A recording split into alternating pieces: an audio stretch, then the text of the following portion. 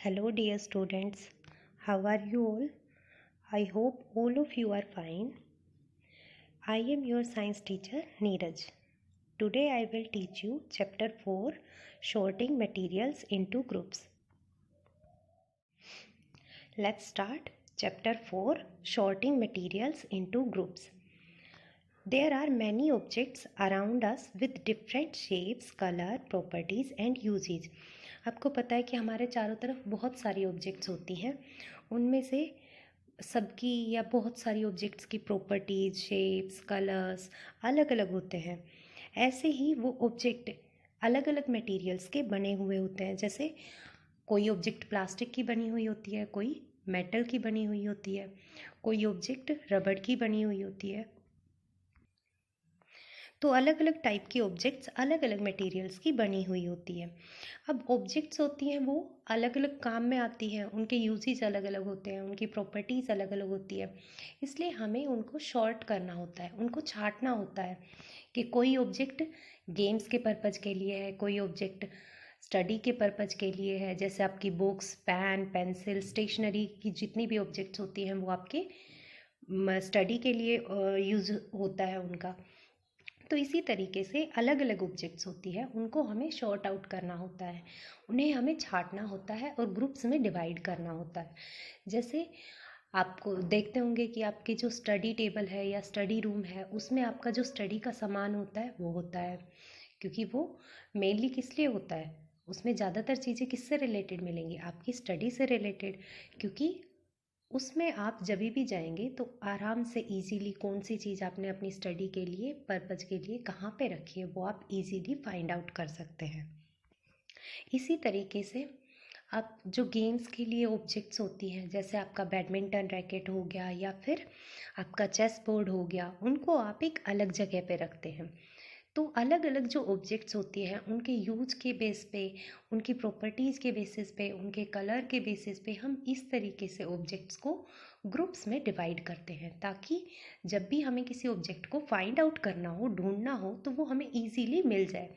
ऐसा नहीं है कि अगर आप सारी ऑब्जेक्ट्स को मिक्सअप करके रख देंगे तो आप उनको इजीली फाइंड आउट कर पाएंगे, तो ये नहीं हो सकता।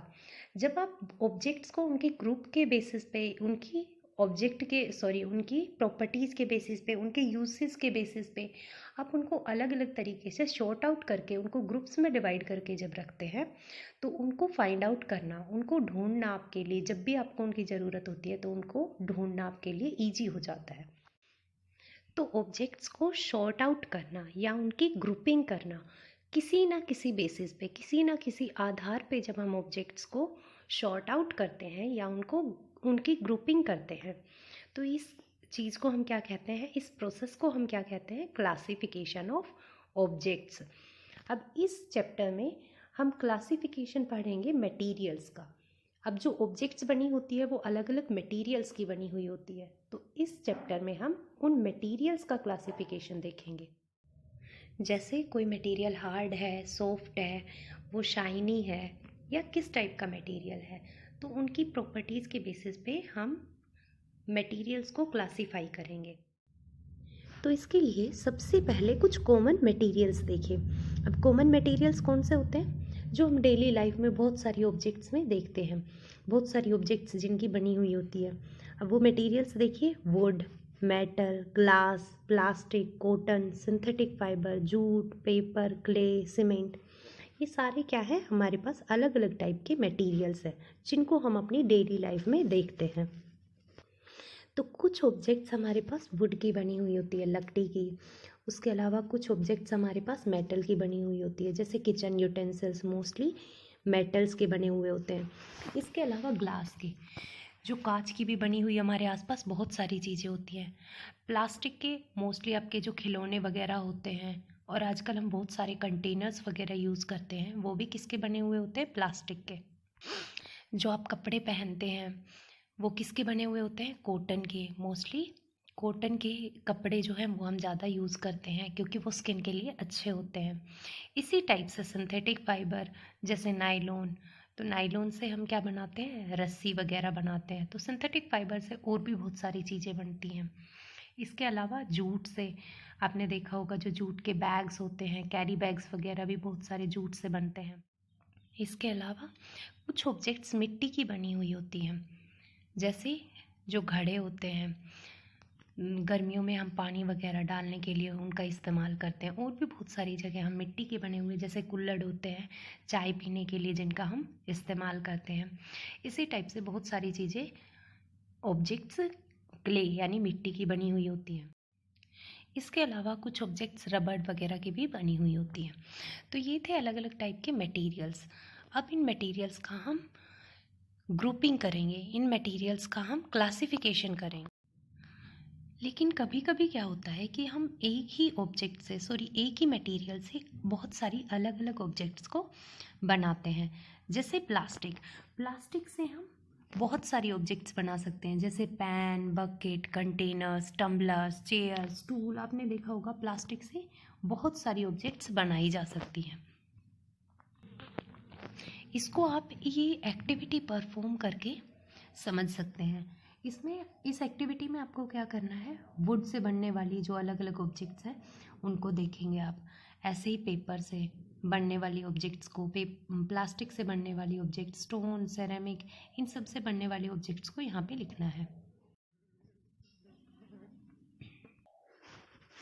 तो जब ये एक्टिविटी आप परफॉर्म करेंगे, इस एक्टिविटी को कंप्लीट कर लेंगे, तब आपको पता लगेगा कि हम ऑब्जेक्ट्स को बहुत सारे अलग अलग टाइप से, अलग अलग वेज में ग्रुप कर सकते हैं। दैट मीन्स उनको क्लासीफाई कर सकते हैं, और एक ही मटेरियल से हम बहुत सारी अलग अलग ऑब्जेक्ट्स को बना सकते हैं। अब उन ऑब्जेक्ट्स को जब हम किसी स्पेसिफिक मटेरियल से बनाते हैं, तो उसका भी एक रीज़न होता है, एक कारण होता है कि हमने उस ऑब्जेक्ट को उसी स्पेसिफिक मटेरियल से क्यों बनाया है। देखिए, जैसे ग्लास यानी कांच जो होता है, उससे हम विंडो के पेन्स बनाते हैं, खिड़कियां बनाने में वो ग्लास या कांच यूज होता है, लेकिन कांच से हम चेयर्स नहीं बना सकते हैं। तो ये किस पे डिपेंड करता है कि कोई ऑब्जेक्ट किस मटेरियल से बनेगी। ये डिपेंड करता है उस मटेरियल की प्रॉपर्टीज़ पे। तो जैसे ग्लास होता है, ग्लास ब्रेकेबल होता है, टूटने वाला होता है। तो ग्लास से हम ऐसी ऑब्जेक्ट्स नहीं बना सकते जो मजबूत होती हैं। तो जो ऑब्जेक्ट्स हमें मजबूत बनानी होती है, उन ऑब्जेक्ट्स को बनाने में हम ग्लास का तो यूज नहीं कर सकते, क्योंकि ग्लास मजबूत नहीं होता है, वो तो टूट सकता है। तो इसीलिए मजबूती के लिए हमें दूसरे मटेरियल का यूज़ करना होगा, हम ग्लास का यूज नहीं कर सकते। तो जैसे अभी हमने बताया कि ग्लास की क्या प्रॉपर्टी होती है कि वो टूट सकता है, वो ब्रेकेबल होता है।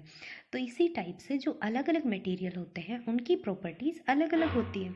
तो सबसे फर्स्ट प्रॉपर्टी हम देखते हैं मटेरियल्स की, अपीयरेंस। अपीयरेंस होता है कि वो कैसे दिखाई देता है, कैसा नज़र आता है हमें, यही होता है अपीयरेंस।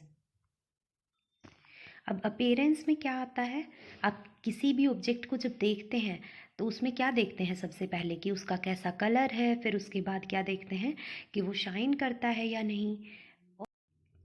तो जैसे कोयला होता है वो ब्लैक होता है, लकड़ी होती है वो कोयले से अलग दिखाई देती है, गोल्ड जो होता है वो गोल्डन येलो कलर का होता है, कॉपर होता है वो रेडिश ब्राउन कलर का होता है।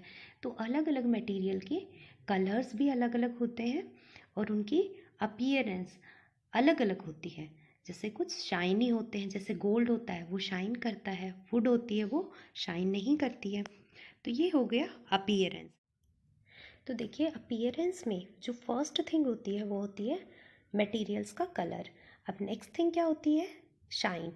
जो मटेरियल्स होते हैं वो कुछ मटेरियल्स शाइन करते हैं और कुछ मटेरियल्स शाइन नहीं करते।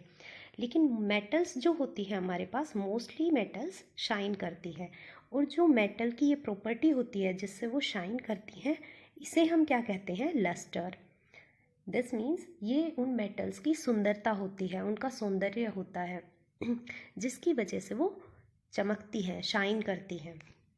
अब जो नॉर्मली मेटल्स हैं जैसे गोल्ड, कॉपर, आयरन, एल्यूमिनियम, ये आपने देखा होगा, ये मेटल्स क्या करती हैं, शाइन करती हैं। तो ये क्या हो गई, lustres. Other materials such as wood, plastic, chalk, इनमें कोई चमक नहीं होती, तो ये क्या हो गए, नो लस्टर्स। अब मेटल्स जो होती हैं हमारे पास, उनमें भी कई सारी मेटल्स ऐसी होती हैं जिनको अगर हम एयर में या फिर ह्यूमिड एयर में, दैट मीन्स नमी वाली जो एयर होती है उसमें अगर हम उनको खुला छोड़ देते हैं तो उनकी जो चमक है वो ख़त्म होने लगती है। जैसे आयरन, आयरन को आपने देखा होगा कि जब हम उसे हवा में या बारिश में जब छोड़ देते हैं तो उस पर जंग लगना स्टार्ट हो जाता है, उसकी चमक ख़त्म होनी स्टार्ट हो जाती है, कम होनी स्टार्ट हो जाती है। लेकिन जैसे ही हम आयरन को या किसी भी मेटल को जो जिसकी चमक कम हो रही है उसको जब हम कट करेंगे तो उसका जो अंदर वाला पार्ट निकलेगा उसमें से फिर से वैसी ही चमक निकलेगी।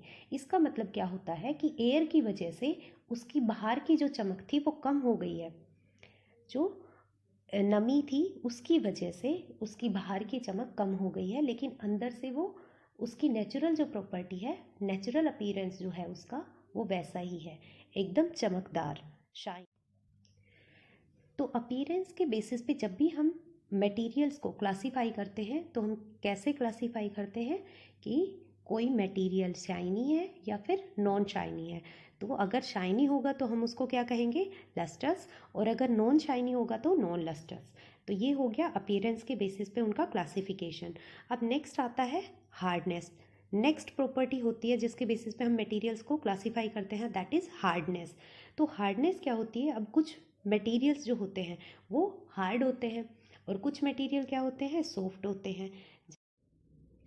तो हार्डनेस के बेसिस पे मटेरियल को कैसे क्लासीफाई करते हैं हम, अगर कोई मटेरियल जिसको हम कंप्रेस कर सकते हैं और उसको अगर हम पाउडर फॉर्म में कन्वर्ट कर सकते हैं, दैट मीन्स अगर उसको हम उसका चूरा बना सकते हैं या फिर उसको जब हम दबाते हैं तो वो कंप्रेस हो जाता है, दब जाता है, तो ऐसे मटेरियल को हम क्या कहते हैं, सॉफ्ट मटेरियल्स। जैसे रबड़, रबड़ क्या है, एक सॉफ्ट मटेरियल है।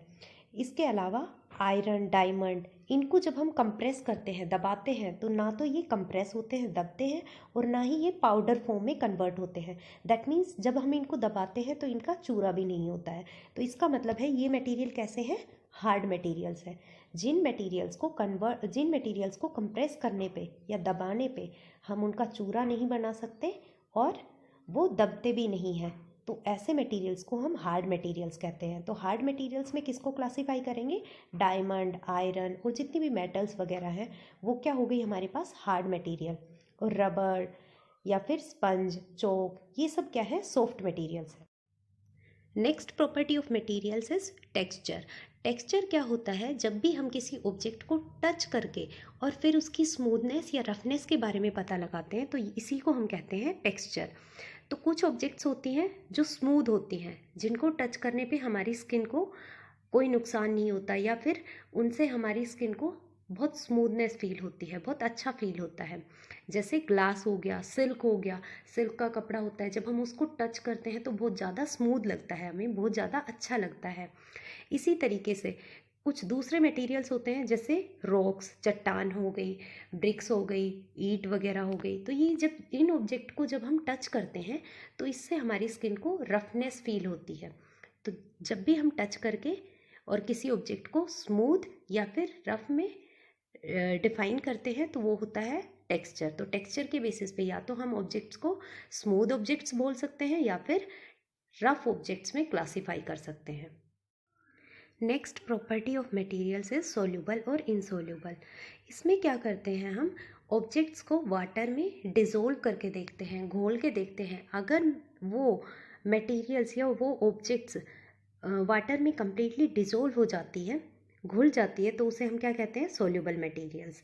और अगर वो वाटर में सोल्यूबल नहीं होती तो उसे हम क्या कहते हैं, इनसोल्यूबल मटेरियल।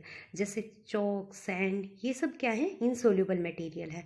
जबकि सॉल्ट, शुगर, ये सब क्या है, सोल्यूबल, ये पानी में घुल जाते हैं।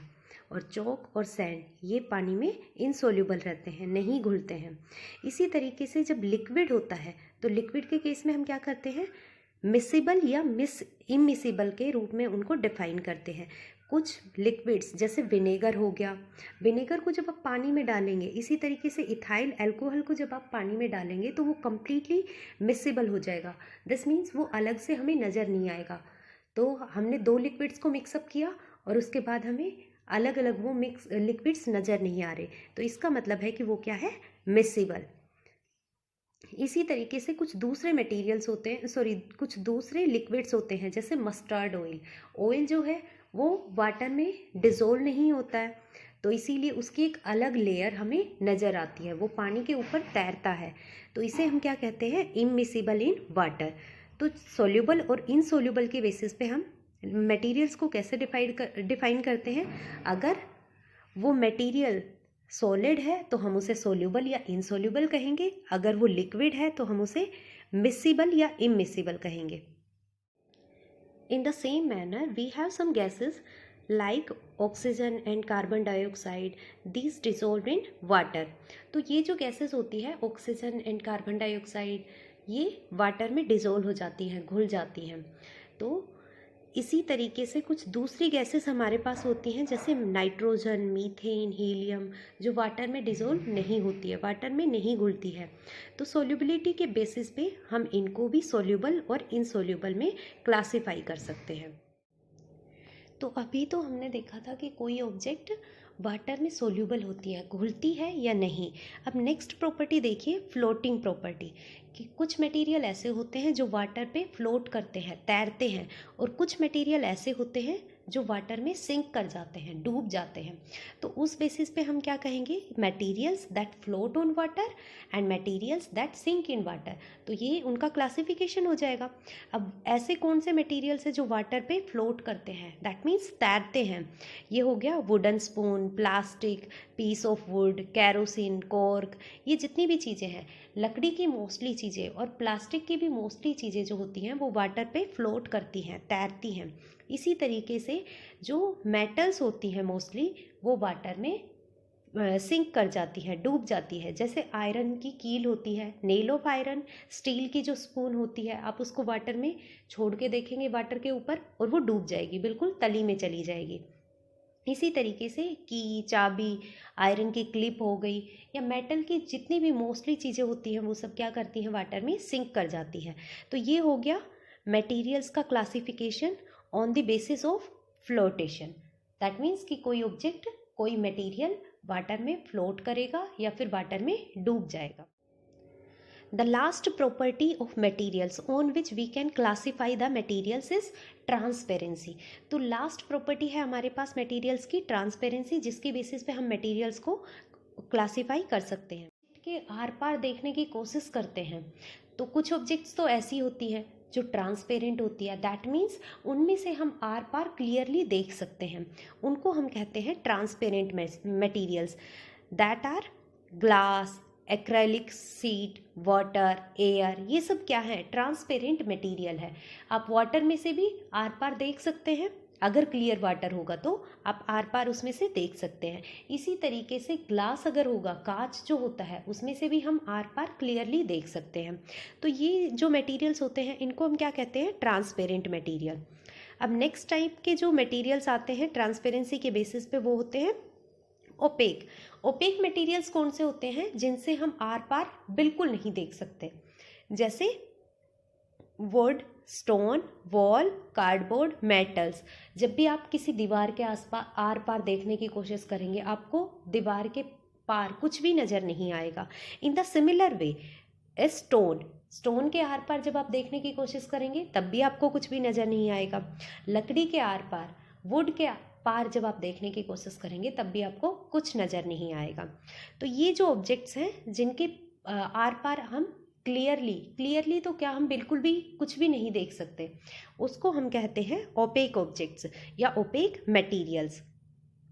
The third type of material on the basis of transparency are translucent materials. अब ट्रांसल्यूसेंट मटेरियल्स कौन से होते हैं, वो मटेरियल्स जिनके आर पार हम ना तो क्लियरली देख सकते हैं और ना ही ऐसा है कि हमें उसके आर पार कुछ भी नज़र नहीं आ रहा। दैट मीन्स हमें उनके आर पार, उन मटेरियल्स के आर पार हमें नज़र तो आता है लेकिन कुछ धुंधला नज़र आता है, क्लियर नज़र नहीं आता। तो ऐसे मटेरियल्स को हम क्या कहते हैं, ट्रांसल्यूसेंट मटेरियल्स। अब ये इन ऐसे मटेरियल्स के एग्जाम्पल देखिए, ऑयली पेपर। अब आप सिंपल पेपर के आर पार देखेंगे तो आपको नज़र नहीं आएगा, लेकिन जब आप उस पेपर को ऑयल में डिप कर देंगे या फिर कोई पेपर है उसके ऊपर जब आप ऑयल रगड़ देते हैं तो उसमें से आपको कुछ धुंधला धुंधला नज़र आना स्टार्ट हो जाता है, या बेक्स्ड पेपर हो गया, ग्लेज्ड पेपर हो गया, ये जितने भी पेपर होते हैं इनमें से आपको कुछ धुंधला नज़र आता है। तो ये ऐसे मटेरियल्स को हम क्या कहते हैं? Translucent materials. अब ऐसा क्यों होता है कि कुछ मटेरियल्स के पार हमें क्लियरली नज़र आता है, कुछ मटेरियल्स के पार हमें धुंधला नज़र आता है, और कुछ मटेरियल्स के पार हमें बिल्कुल भी नज़र नहीं आता? ये होता है उनकी इस प्रॉपर्टी की वजह से, जिसकी वजह से वो लाइट को अपने अंदर से पास होने देती है। दैट मीन्स अगर हम ग्लास के एक साइड से, कांच की एक साइड से अगर लाइट को पास करवाएंगे या लाइट को गुजारेंगे, तो वो लाइट जो होगी, वो जो रोशनी होगी, वो उस ग्लास के दूसरी साइड बिल्कुल आर पार गुजर जाएगी, पास हो जाएगी। तो इसी प्रॉपर्टी की वजह से कुछ ऑब्जेक्ट्स ट्रांसपेरेंट होती है, कुछ ओपेक होती है, और कुछ ट्रांसल्यूसेंट होती है। तो वो मटेरियल्स जो अपने आर पार लाइट को कम्प्लीटली गुजरने देते हैं, अपने अंदर से लाइट को कम्प्लीटली पास होने देते हैं, वो मटेरियल्स ट्रांसपेरेंट होते हैं। जो मटेरियल्स लाइट को अपने में से थोड़ा सा गुजरने देते हैं, दैट मीन्स लाइट के एक हिस्से को गुजरने देते हैं और कुछ लाइट को नहीं गुजरने देते, उन मटेरियल्स में से हमें धुंधला नज़र आता है, वो मटेरियल्स कहलाते हैं ट्रांसल्यूसेंट। इसके अलावा जो थर्ड टाइप के मटेरियल्स होते हैं, ओपेक मटेरियल्स, दैट मीन्स अपारदर्शी, या जिनमें से हमें कुछ भी नज़र नहीं आता आर पार, ऐसे मटेरियल्स अपने अंदर से लाइट को बिल्कुल भी पास नहीं होने देते, अपने अंदर से लाइट को बिल्कुल भी गुजरने नहीं देते। तो इसीलिए ये मटेरियल्स क्या हो जाते हैं? Opaque materials. तो हमने मटेरियल्स के क्लासिफिकेशन के लिए कौन कौन सी प्रॉपर्टीज़ पढ़ी है? सबसे फर्स्ट हमने पढ़ी थी अपीयरेंस, आफ्टर दैट हार्डनेस, फिर टेक्सचर, उसके बाद सोल्यूबिलिटी, और फिर उसके बाद हमने पढ़ी थी फ्लोटेशन। दैट मीन्स कोई ऑब्जेक्ट, कोई मटेरियल वाटर के ऊपर फ्लोट करता है या डूब जाता है। उसके बाद next one and last one is transparency. तो इनके अलावा भी और बहुत सारी प्रॉपर्टीज़ होती हैं जिनके बेसिस पे हम मटेरियल्स को क्लासीफाई कर सकते हैं। जैसे फिजिकल स्टेट, फिजिकल स्टेट के बेसिस पे जैसे कोई मटेरियल सॉलिड है, लिक्विड फॉर्म में है, या फिर गैसियस फॉर्म में है, तो इन बेसिस पे भी हम मटेरियल्स को क्लासीफाई कर सकते हैं। इसके अलावा उसकी डेंसिटी कम है या फिर ज़्यादा है। इसके अलावा next one is behaviour towards magnet. तो मैग्नेट के रिस्पेक्ट में कोई मटेरियल कैसे बिहेव करता है। जैसे वो अगर मैग्नेटिक होगा तो मैग्नेट के साथ अट्रैक्ट हो जाएगा, और अगर नॉन मैग्नेटिक होगा तो वो उसके साथ कोई भी रिलेशन शो नहीं करेगा। कंडक्शन ऑफ हीट, कुछ मटेरियल्स ऐसे होते हैं जो हीट को बहुत जल्दी हीट का कंडक्शन करते हैं, दैट मीन्स उनमें से हीट बहुत जल्दी ट्रांसफ़र होती है। एडवांटेजेस ऑफ ग्रुपिंग, जो हम मटेरियल्स को शॉर्ट आउट करते हैं, उनकी ग्रुपिंग करते हैं, उनका क्लासिफिकेशन करते हैं, उसके क्या क्या फ़ायदे हैं। तो सबसे पहले तो देखिए, हमारे लिए किसी भी ऑब्जेक्ट को जब हम उसके सही प्लेस पे रखेंगे, दैट मीन्स उनकी ग्रुपिंग करके रखेंगे, तो हमारे लिए उन ऑब्जेक्ट्स को फाइंड आउट करना ईजी हो जाता है। इसके अलावा जो ग्रुपिंग के फ़ायदे हैं वो क्या है कि हम जब भी ऑब्जेक्ट्स की ग्रुपिंग कर देते हैं तो हमारे वहाँ उस ग्रुप में रखी हुई जितनी भी ऑब्जेक्ट्स होती हैं, जितने भी मटेरियल्स होते हैं, उन सब की प्रॉपर्टीज़ हमें हो सकता है नहीं पता हो, लेकिन अगर उस ग्रुप में किसी एक मटेरियल की प्रॉपर्टी अगर हमें पता है तो हम ये समझ जाएंगे कि बाकी जो मटेरियल्स उस ग्रुप में रखे हुए हैं उनकी प्रॉपर्टीज़ भी सेम है।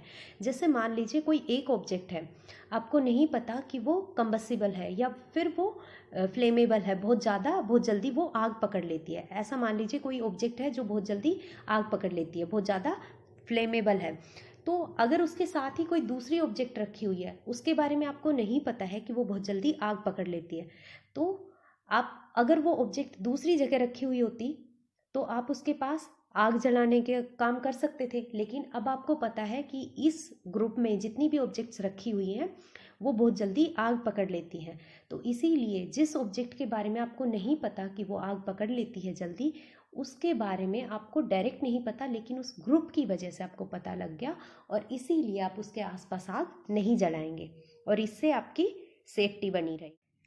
दिस मीन्स अगर उस ग्रुप में एक ऑब्जेक्ट ऐसी रखी हुई है जिसकी प्रॉपर्टी हमें पता है लेकिन बाकी ऑब्जेक्ट्स की प्रॉपर्टी नहीं पता, तो हम उस एक ऑब्जेक्ट को देख के पता लगा लेंगे कि हाँ ये बाकी ऑब्जेक्ट्स की प्रॉपर्टी भी सेम होगी, और इसी तरीके से हमें उसका फ़ायदा मिल जाता है। जैसे मान लीजिए आप मॉल में जाते हैं और आपको नहीं पता कि ये वाला सेक्शन है वो बहुत कॉस्टली सेक्शन है, बहुत ज़्यादा महंगा है, लेकिन आपने उनमें से कोई एक ऑब्जेक्ट देख ली और आपको उस ऑब्जेक्ट के बारे में पता है कि ये ऑब्जेक्ट जो होती है वो बहुत कॉस्टली आती है, बहुत ज़्यादा महंगी आती है। तो अब उस सेक्शन में आप देख के बता सकते हैं कि हाँ अगर ये एक साथ रखी हुई है तो दिस मीन्स इस सेक्शन में जितनी भी ऑब्जेक्ट्स रखी हुई है, इस ग्रुप में जितनी भी ऑब्जेक्ट्स रखी हुई है, वो सारी ऑब्जेक्ट्स क्या हो सकती हैं, बहुत ज़्यादा कॉस्टली हो सकती हैं। तो इस तरीके से एक ही ग्रुप के थ्रू हम अगर एक ऑब्जेक्ट की प्रॉपर्टी जानते हैं तो और बाकी बहुत सारी ऑब्जेक्ट्स की प्रॉपर्टी भी पता लगा सकते हैं। तो ये था आपका chapter 4 sorting materials into groups. Thank you.